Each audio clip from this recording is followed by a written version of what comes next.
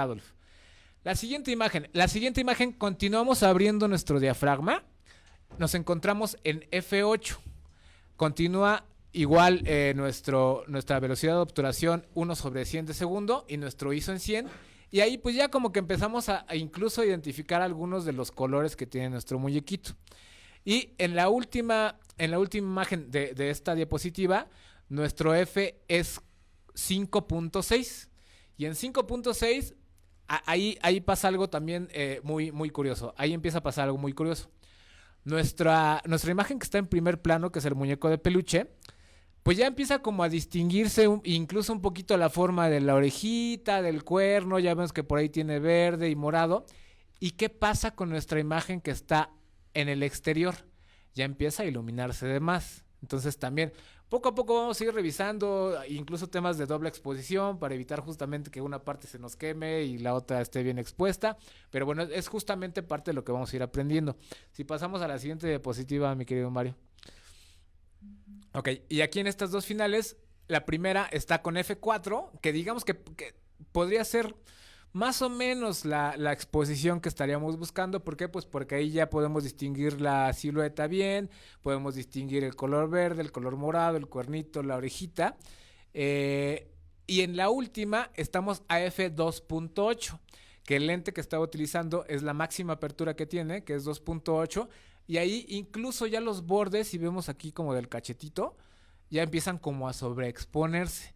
Entonces digamos que la exposición ideal entre estas dos sería entre el 4 y el 2.8. Un tipo 3 sería un 3.2, perdón, un 3.2 sería como la exposición quizá idónea para estas condiciones de luz y nuestros parámetros de velocidad de obturación y de ISO. Y bueno, con eso creo que ya queda un poquito más claro cómo va jugando con la iluminación o la cantidad de luz que entra si abrimos o cerramos nuestro diafragma. Adolf, ¿cómo estás? Mojado, Corriendo. Acá estamos, muchas gracias. Pasamos a la siguiente, mi querido Mario, ya para no extendernos mucho y aprovechar con nuestras invitadas del día de hoy.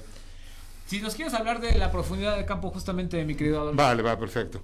La profundidad de campo está relacionada enteramente con la parte de la apertura o el iris. Si ven en la lámina de arriba, y habría que entender, que esto entiendo ya lo ha platicado Juan Carlos, es que los números menores son los de mayor apertura. Uh-huh. Entonces, el 1.4, que ojo, aquí habría que hacer lo que es una apertura no muy común, no muchas lentes, al final de cuentas las aperturas están relacionadas con el lente, no muchos lo tienen, es la más abierta, si ven, hay mucha apertura. Y entonces hay muy poca profundidad de campo, si ven, el quetzal que se quiere... El focus distance, la distancia focal, es al cuarto de izquierda a derecha, el cuarto quetzal. Si ven, nada más está enfocado eso. Mientras tú vas cerrando el iris, acuérdense, apertura, va haciéndose mayor la apertura en el número, pero se va cerrando más el iris, empieza a haber más profundidad de campo. En inglés se llama depth of field, ¿no? Es la profundidad de campo. Y en cambio, en el 22, que es lo más cerrado, hay muchísima profundidad de campo. Ahora, ¿qué sucede? Que aquí hay una cuestión en donde dices, bueno, pues yo voy a utilizar quiero mucha profundidad de campo, voy a hacer una apertura muy chiquita. Bueno, pero entonces lo tienes que compensar con la velocidad, porque está entrando muy poca luz en un muy poco tiempo. Entonces tienes que abrirlo más, la velocidad. O sea, lo tienes que hacer mayor, a menos que las condiciones de iluminación sean muy buenas, que eso también puede pasar. Entonces, la regla así es, a mayor apertura, menor profundidad de campo, es inversamente proporcional, y a menor apertura, mayor profundidad de campo, que es el caso del 22. Ojo, aquí el ejemplo está en apertura 1.4 y 22. Reitero, no muchas cámaras lo tienen. Por ejemplo, las cámaras de los celulares no llegan, 1.4 nunca lo van a tener, ¿no, Juan Carlos? Nunca. No. Ni 22 tampoco, e incluso hay más. Los buenazos, sí, 1.8, ¿no? Exactamente. Y 22 no todas. Teléfono, sí, no. Pero incluso hay más, hay una que son a 32 y hay otra que es a 64, que entra muy poca profundidad. Entonces, esto es importante, porque, a ver, tú me dirás, no, Juan Carlos, si pasa. hay unas cámaras de celular que lo hacen. Sí. ¿Qué es lo que hacen? Poco más o menos esto es lo que están haciendo. Sin embargo, ahí sí le meten un poco de blur a la... Electrónico, claro. Exactamente. Pero al final de cuentas, si tú quieres, y entonces, ¿qué es bueno, qué es malo? Aquí no hay nada bueno o malo, es lo que tú quieras hacer. Por ejemplo, echen una ojeada a muchísimas fotografías de naturaleza, de páginas como National Geographic, que a lo mejor el animal que lo tiene está muy lejos, y entonces lo que utilizan es justamente mucha profundidad de campo. ¿Para qué? Digo, muy poca profundidad de campo. ¿Para qué?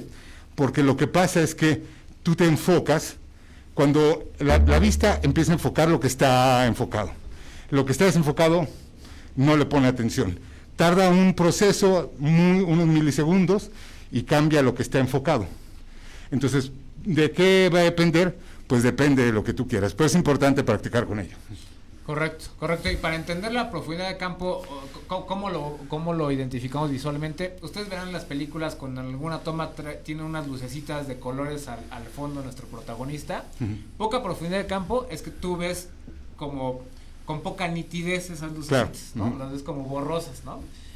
Y mucha profundidad de campo es si ves todo nítido, todo lo que está alrededor o atrás de nuestro protagonista es como la profundidad de campo, ¿no? Otro ejemplo muy bueno, Juan Carlos, que podemos compartir es las fotografías que tienen que ver con deporte. Correcto. ¿Por qué? Porque pasan dos cuestiones. La velocidad, son velocidades muy rápidas, y entonces como son velocidades muy rápidas tiene que haber mucha apertura. Entonces hay muy poca profundidad de campo. Correcto. Vean cuestiones de béisbol, básquetbol, fútbol, o gente que está brincando en las Olimpiadas, es un buen ejemplo también, ¿no? Correcto. O sea, las profundidades de campo son mínimas. O sea, hay un momento en donde que les gusta, o sea, yo puedo estar con composición, estoy enfocado, pero si hago la mano hacia el frente ya no está enfocada en mano. O sea, es muy poquita la profundidad de campo. Tenemos 3 minutos y yo creo que no nos va a alcanzar para revisar los 3 parámetros. La siguiente diapositiva, por favor, mi querido Mario. La siguiente. Ahí vemos justo. Exactamente. Ahí vemos la profundidad de campo. Sí, ¿no? Vean el ejemplo, ¿no? Con nuestro diafragma abierto, que recordemos 2.8 número chiquito significa que está abierto y que deja pasar más luz, tenemos poca profundidad de campo. El edificio verde se ve desenfocado y con nuestro diafragma cerrado tenemos mayor profundidad de campo y todo se ve nítido, por así decirlo, ¿no? Y por ejemplo, ahí rapidísimo nada más observen en la del F-16, en la primera fotografía, pues está enfocado el edificio y todo esto. En la segunda, nada más está enfocado el farol, y en la segunda ponemos mucho más atención, acá hay una paloma arriba del farol. Correcto. Sí, ahí tiene que ver pues ya como con el lenguaje visual, exactamente, lo que queramos transmitir a través de nuestra imagen, justamente. Pasamos a la siguiente, por favor, mi querido Mario. Es otro ejemplo de profundidad de campo. Lo que vemos a los extremos está como desenfocado, con poca profundidad de campo, y abajo pues todos tenemos como todo enfocado, todo nítido, por así decirlo. Exactamente. Adelante, mi querido Mario. Igual o más. Pasa lo mismo, sí. Siguiente, por favor. Ahí no se ve, pero bueno, el ejercicio era que el vaso de atrás se veía desenfocado. Si lo ampliamos, sí se alcanza a ver un poquito de la profundidad de campo. Pero si quieres pasamos a la siguiente, mi querido Mario, para hablar rápidamente de velocidad de obturación. Platicábamos, Adolfo, antes de que llegaras, que podemos entender como un switch que abrimos y cerramos, ¿no? Entonces, mientras más rápido lo abrimos y cerramos, menor cantidad de luces. Exacto. ¿No? Y la velocidad es eso, es en cuánto va a abrir y cerrar en cuánto tiempo. Si ven la velocidad primera, la de 80, ¿qué sucede, Juan Carlos? ¿Qué sucede? Que ahí estamos abriendo y cerrando mucho más despacio y por lo tanto entra mayor cantidad de luz. Exactamente. A nuestro objetivo. Y el ejemplo de la gota es que ese es un vaso que está cayendo agua. Si ven, se ve como el chorro. Exacto, ¿no? El famoso barrido. Exactamente. Que eso se puede, por ejemplo, hacer desde cascadas y todo, en fuentes también. Y en cambio, en la velocidad 1000, que es muy rápida, ¿qué es lo que sucede, Juan Carlos? Pues que ahí, como la cantidad de luces como la cantidad de tiempo que dejamos abierto nuestro obturador es muy pequeña, pasa, digamos, un haz de luz. Entonces, el haz de luz que pasa congela la imagen. Exactamente, ¿no? Sí, que se ve la gota, y ojo, vean de fondo, como está muy abierto, debe estar muy abierto, hay muy poca profundidad de campo. Exacto. El fregadero ya se ve fuera de foco, ¿no? Correcto. correcto. Entonces, así vamos a entender nuestra velocidad de obturación. Si quieres, pasamos a la siguiente diapositiva, mi querido Mario. Y ahí se ve justamente, ¿no? Exactamente. En una se congela, en la primera se congela el VAT. ¿Por qué? Porque la velocidad es muy rápida, es 350, 350, y se congela el VAT. En la otra se ve el movimiento del VAT. Reitero, y aquí es muy importante, ¿no, Juan Carlos? No es que una esté bien o mal, es lo que tú quieras tener. Ahí, por eso es la manipulación de la imagen, es decir, tú quieras. Las dos si ven, se ven bien, ¿no? Incluso por ahí hemos visto de repente hasta fotografías de conciertos, ¿no, Juan Carlos? Sí. Que todas están fuera de foco. Sí, sí. Hay unas famosas de Depeche Mode, que todas las fotos de Anton Corbijn están fuera de foco, porque eso es lo que quería él. Entonces, ahí en una se congela el movimiento y en otra no, Juan Carlos. Sí, y no es que le haya fallado el enfoque, ¿no? Así lo quiero hacer. Porque además, ¿qué piensen en una reflexión rápida? ¿Qué se ve? Se siente el movimiento, ¿no? Correcto, correcto. La siguiente, por favor, mi querido Mario. Y ahí, bueno, sí se alcanza a ver un poco, o sea, la primera imagen está como barrido justamente, exactamente, ¿no? Los granos de arroz. O sea, ni siquiera vemos los granitos porque la velocidad es baja, bueno, es más baja, sí. Y en la última imagen pues sí vemos casi como va cayendo granito por granito, ¿no? Claro. Es una velocidad muy rápida, ¿no? Sí, muy rápida, se congelan, ¿lo ven? Y es una progresión. Ustedes pueden de estos ver muchos ejercicios y es esto, la progresión. Ojo, que aquí también entonces estamos cambiando el iris y el diafragma. Correcto. No solamente estamos cambiando la velocidad, que es importante, ¿no, Juan Carlos? Correcto. También tienes que variarlo. ¿Por qué?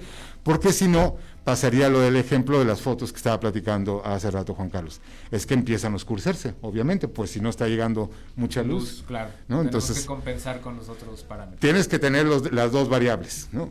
La siguiente, mi querido Mario. Siguiente, esto es igual.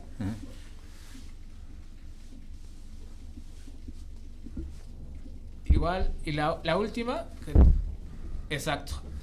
En esta son fotos igual que tomé con la cámara que vamos a estar utilizando acá, y ahí justamente se va a ir viendo cómo tuve que ir jugando con los parámetros. De hecho, el ISO lo puse automático. Vamos a platicar en otros programas del ISO automático, el ISO manual. ¿Para qué? Para que fuera compensándose automáticamente la cantidad, claro, la cantidad de compensación electrónica que significa el ISO, ¿no? Entonces, partimos como de una velocidad muy baja, 1/20, y ahí sí que, y si vemos, ¿no? O sea, se ve el barrido, y ya en la siguiente diapositiva, si quieres, mi querido Mario, en la última imagen que vamos hasta abajo, pues ahí ya se alcanza como a notar un poquito, claro, el detalle del chorro, ¿no? Claro. Por así decirlo. Entonces, con esto, pues cerramos muy rápido esta presentación, Adolf. ¿Por qué? Pues porque ya tenemos a nuestras invitadas del día de hoy esperando en la terracita para pasar y para platicarnos, pues justamente nuestro bloque de moda, y estamos pues cerrando casi justito nuestro bloque de fotografía. Nos falta hablar de ISO, que sí hablamos al inicio del programa, de qué va el ISO, y si te parece, mi querido Adolf, el siguiente programa platicamos de ISO y cómo jugar con los parámetros, y hacemos nuestra primer práctica. Exactamente. La cuestión obviamente es que juguemos y vamos a repasar, obviamente, para que tengan claridad. Obviamente hablaremos de otra vez velocidad y diafragma, y ahora le aunaremos el ISO. Correcto. Del triángulo de exposición. Correcto. Pues nos vamos a un corte musical rapidísimo, porque ya saben, tenemos que arreglar acá todo el set para dar la bienvenida a nuestras invitadas del día de hoy. Está Tere Díaz de Glen by Tere aquí en Fotomoda Magazine. Esto es Vive Radio. Regresamos en un segundo.